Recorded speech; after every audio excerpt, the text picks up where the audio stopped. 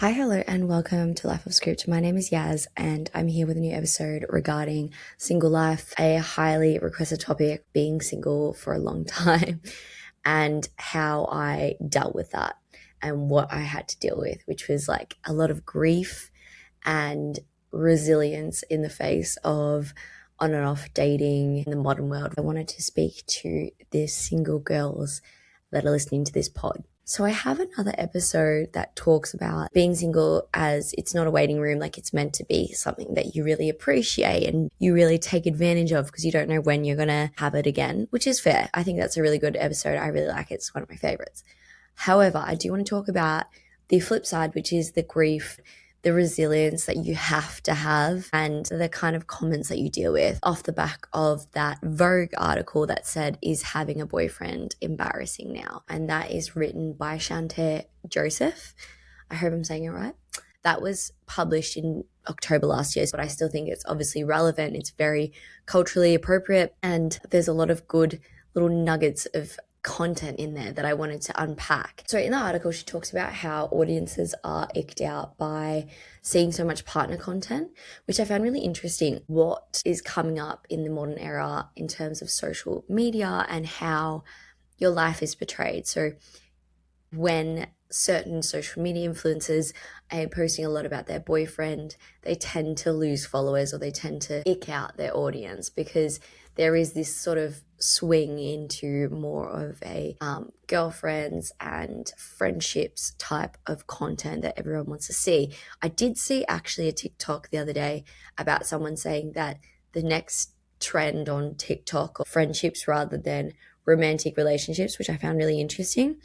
And they said duos and trios.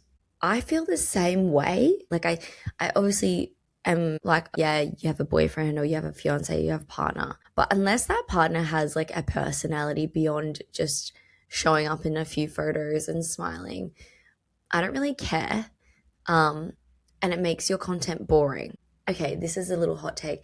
I think it's because men don't really have a personality shown through content that much. Like they have to try a bit harder to really show a personality. Whereas you can tell immediately when you see some content, some photo dump or whatever it is from a woman, that they have a really good personality or they have a cool personality or they're a bit funny and silly and whatever. I can tell that seeing that content, so seeing a social media influencer, whatever, post about their partner, unless I have any context around their partner, they've got something that I'm interested in, I just don't really care. They can be hot, but if that's the only thing that you've got going, move along. I just like, well, I don't really care about your partner. I care about what you do because you're infinitely more interesting than this random man that keeps popping up in the pics. Obviously, before social media and even just when it first began, the idea of having a boyfriend, having a partner is that was the norm. So I saw a stat the other day. It was about the 90s and it was saying that in the 90s there was 30% more marriages than right now, which is a lot, a very stark difference and a stark drop for the people in this modern age. Back in the day, tradition was marriage. So you met the guy, you got engaged, you got married, etc. And those were the milestones you hit. And that kind of was the exact formula you had. There is something that has come up, has cropped up, that is the study done, I think, on 29 different countries. It's pretty much a global study done on generational men, so baby boomers, Gen X, millennials, Gen Z, on what they think of traditional views of women and certain things like that. And this was to mark International Women's Day. I think it was partially conducted by King's College, London. So I'm just going to read some stats to you. Almost a third of the men in the Gen Z bracket thought a woman should obey her husband, so a wife should obey her husband. This actually meant that these young Gen Z men hold more traditional views about gender roles than older generations. So a third, 33% of them, also said a husband should have the final word on important decisions. And then almost a quarter, so 24%, thought women should not appear too independent or self-sufficient. And this was in comparison to baby boom men who had only 12% that thought that. 12% baby boomers. They also had attitudes towards sexual norms. So 21% of Gen Z males thought a real woman should never initiate sex, compared with only 7% of baby boomer men. Right. That is a really, really scary study. And we could get into another topic of it, which is the swing of conservatism for men in the face of emasculation, or their perception of emasculation, because they're not actually soaring above women that when they thought they would be, when they finally gave women some education, some rights to education. Yeah. Women are like doing amazing in literally every category compared to men. And you're seeing that with girls and boys of the younger generation. And of course, naturally, men feel emasculated, and then they swing to conservatism to kind of equal that balance that out. Yeah, sorry, I can't get into that right now. It's going to piss me off. What I dealt with during my time as a single person is not to be understated. As an Australian in a society where they still, to this day, very much value the idea of marriage, value the idea of settling down, and value the idea of literally just having a partner for the sake of having a partner, I felt this insurmountable pressure to settle down. It was silly. And when I saw this article, I was like, oh, thank God someone has said something about this, which is that it needs to swing to the other direction, because we need a fucking break. We need to break these single girls. We also need to find each other around the place, because honestly, sometimes hanging out with couples is just like not conducive to a single person. Like, they're just not going to get what they need out of that at all. This is a really important line that I read in the article. Oh my God. Guys, there is a ladybug. Oh my God. Oh my God. Hello, ladybug. Get on my finger. Oh my God, babes. Get on my finger, please. Shayla. Can you see that, guys? Shayla. Oh my God, she must be my spirit animal. Hi, Shayla. I'm obsessed with her. Where do you want to go, girl? I feel like I'm giving her motion sickness. Oh! She just flew off my finger. Well, she's where she wants to be, on the window. I'll let her out in a sec. I got really distracted there because she was such a cute little ladybug. So this line from the article was one of my favorites, which is, as our traditional roles begin to crumble, maybe we're being forced to reevaluate our blind allegiance to heterosexuality. I love that statement, and it's so true. We have such a blind allegiance to it. We think that's like a status level. It's a level up, like it's a status to it. You know what I mean? And for a long time, it made me feel really shit that, whether subconsciously or not, my friends had this like level up to them because they'd found someone that loved them, and I hadn't. But not for the reasons that you think. I tried my best. I was looking, I'd go on dates, I'd meet people, and there was just like a few caliber of men that I was dealing with in these dating apps and stuff, and it was men that just want a girlfriend, and you know immediately the type of men I'm talking about. They just are going, oh, I'm obsessed with you, I like you, rah, rah, rah. And it's like, we've met on one date and I know you want to settle down, so are you just choosing me because I'm here? Taxi cab light theory, genuinely. You don't even know me.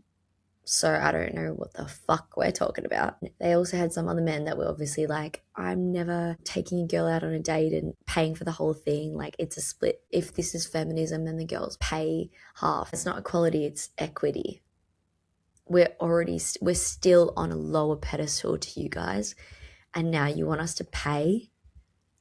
No. So I was really picky. Like, I was a really picky person, and I still am. I was called picky. I was called actually a lesbian because I'd never had a boyfriend. I was called a spinster. I was said to be exhausting because I would go on dates and not be interested in the man after 1 date, 2 dates, 3 dates. I was told that I would never find what I want because I was too set on my ways. You are really excluded from couple nights, or when they discuss couples and you're left out and they leave you to hang with other single people that they've just like, it feels like they've found off the side of the street, and they're like, oh my God, you'd be perfect for this person. I'm like, in what way would I connect with this gremlin? Getting the sofa bed when they have the double bed because they're in a relationship and you're not. Just little things that make you feel like either not included or less than, whether they like it or not. I was told I was too hard on men. I even had this one guy tell me when I was probably like 24 that I really liked him. So I really liked him. I thought he was really cute. We'd been talking for ages. He just wouldn't really take me out on a date. Anyway, I was telling him about all these dates that I'd been on, and I was just saying like, you know, I go on a lot of dates and they're not really working out, but that's okay because I'll find someone. It's just more, you know, figuring out what I like and what I don't like, and I just haven't found the right person yet.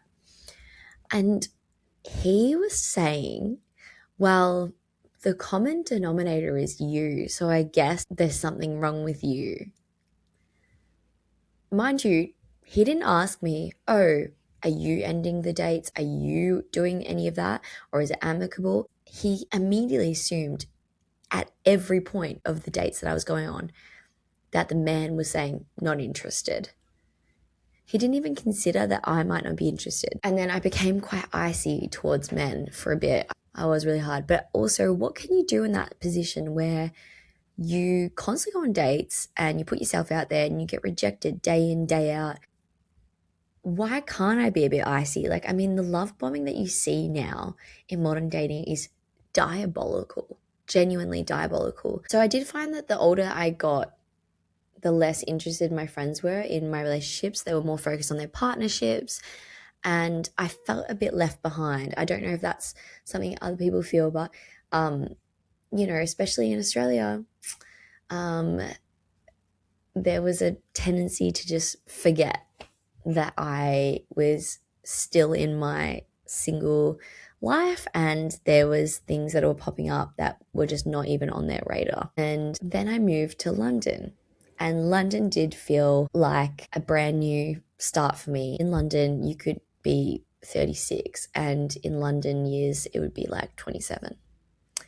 Very young, no one settles down here. It's very just chill, and everyone's single and everyone's going on dates, and it's very busy and fun and fast-paced. So the grief element. When putting myself out there, I expose myself to the concept of grief and loss. Every few months, every week, I would like someone, it would end, I would feel exposed, I would close myself off further. This is what I think a lot of people in relationships very much forget. The grief of the single one is constantly in.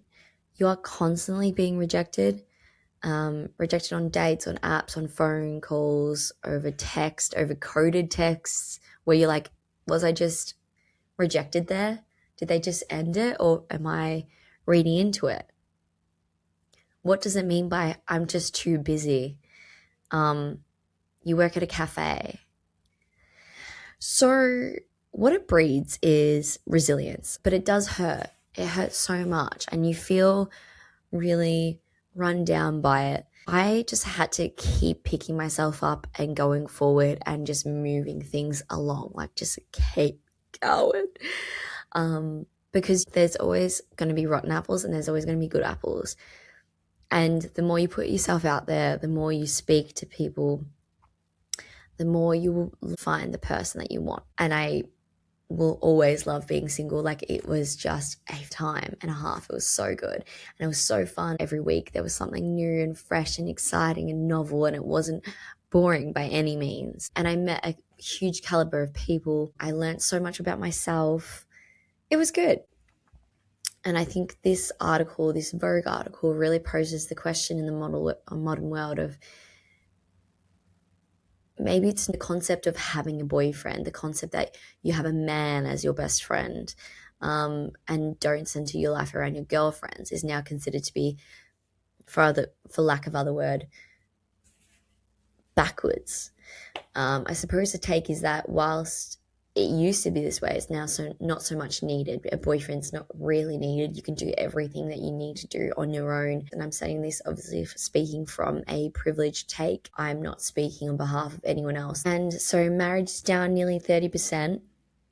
Women are having children less and less. Men aren't relied upon financially. Women who are offered, and I'm speaking from a privileged context, education, are able to rely on that solely. They're able to rely on finances and education and careers. And the good news is that single life is very fun.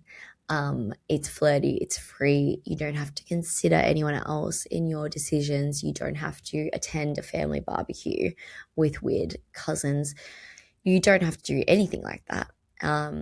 You are unencumbered. How amazing is that? You can do as you please. You are in the best generation to be single.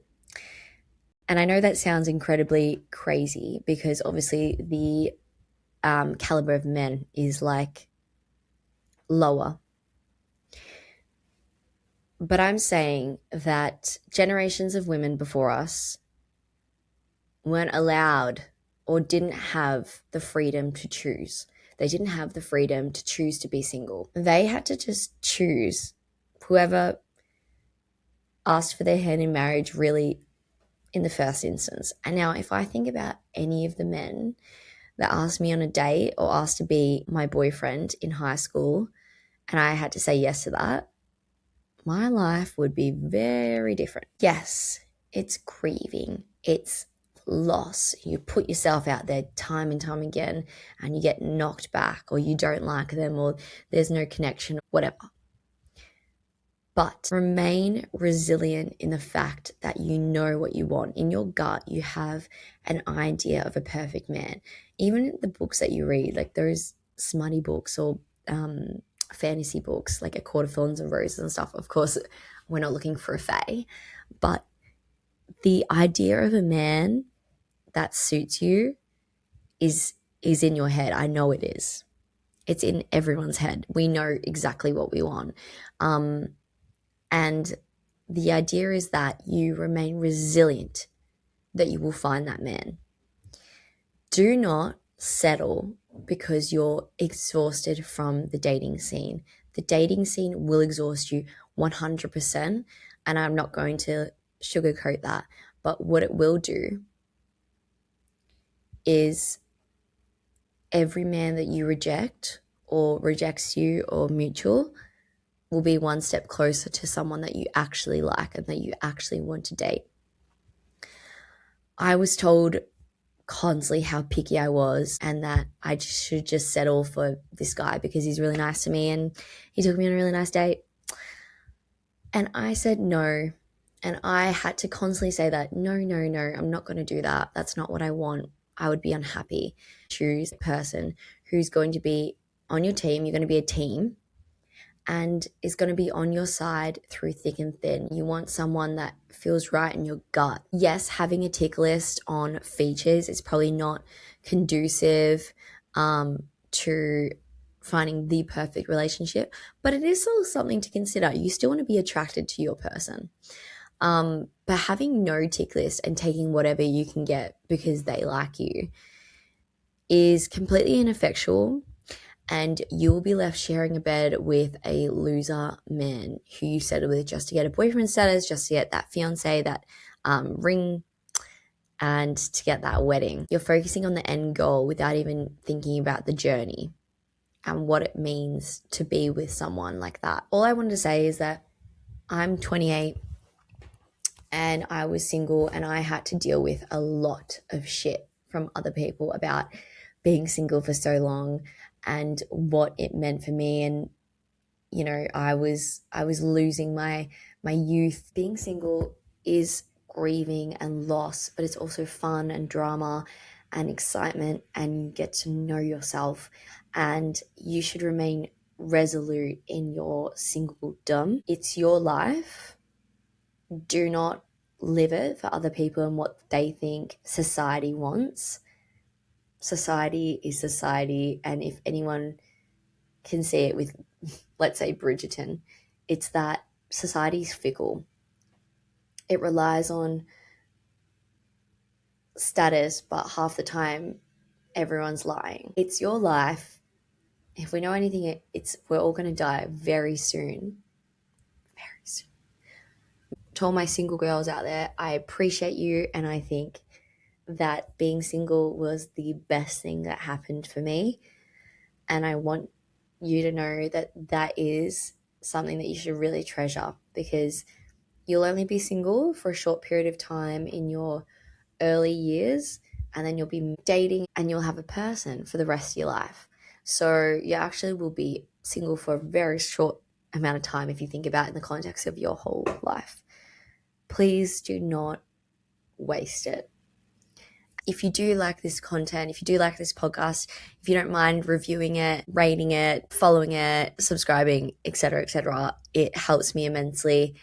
This is obviously a hobby podcast, but I do really, really enjoy this, and I'm potentially hoping to pivot into something a bit more creative in my current career path. So this would be a great step in that direction.